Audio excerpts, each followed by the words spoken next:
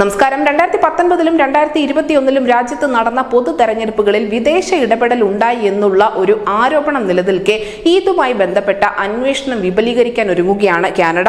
ഏറ്റവും പുതിയ റിപ്പോർട്ടുകൾ പ്രകാരം റഷ്യയ്ക്കും ചൈനയ്ക്കുമൊപ്പം ഇത്തരത്തിൽ ഇടപെടൽ നടത്തിയെന്ന് ആരോപിക്കപ്പെടുന്ന രാജ്യങ്ങളുടെ പട്ടികയിൽ ഇന്ത്യയും ഇടം പിടിച്ചിട്ടുണ്ട്.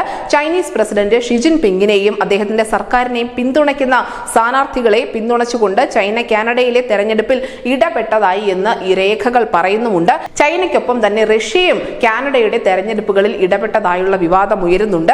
ഈ പട്ടികയിലേക്കാണ് നിലവിൽ മോദി ഭരണകൂടവും എത്തിപ്പെട്ടിരിക്കുന്നത്. മോദി സർക്കാരിനെതിരെ കാനഡ അന്വേഷണം നടത്തുമെന്ന കാര്യം ഇപ്പോൾ ഏകദേശം ഉറപ്പായിട്ടുണ്ട്. എന്തായാലും പട്ടികയിൽ ഉൾപ്പെട്ടിട്ടുണ്ട് എങ്കിൽ പോലും ഇന്ത്യക്കെതിരായ ആരോപണങ്ങൾ എന്ത് എന്ന് കാനഡ ഇതുവരേക്കും വ്യക്തമാക്കിയിട്ടില്ല.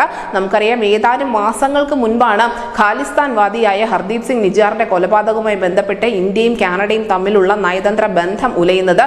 കനേഡിയൻ പാർലമെന്റിൽ വെച്ച് ജസ്റ്റിൻ ട്രൂഡോ നടത്തിയ ചില പരാമർശങ്ങളായിരുന്നു ഇത്തരത്തിൽ നയതന്ത്ര ബന്ധം ഉലയാൻ വഴിവെച്ചത്, ആ വലിയ വിവാദങ്ങൾക്കൊക്കെയും തിരിതെളിച്ചത്. ഈ ഒരു ആരോപണം ഉയർന്നു വന്ന സമയത്തും ഇന്ത്യ പറഞ്ഞത്, നിങ്ങൾ ആദ്യം തെളിവുകൾ ഹാജരാക്കൂ, അതിനുശേഷം അന്വേഷിക്കൂ എന്നതായിരുന്നു.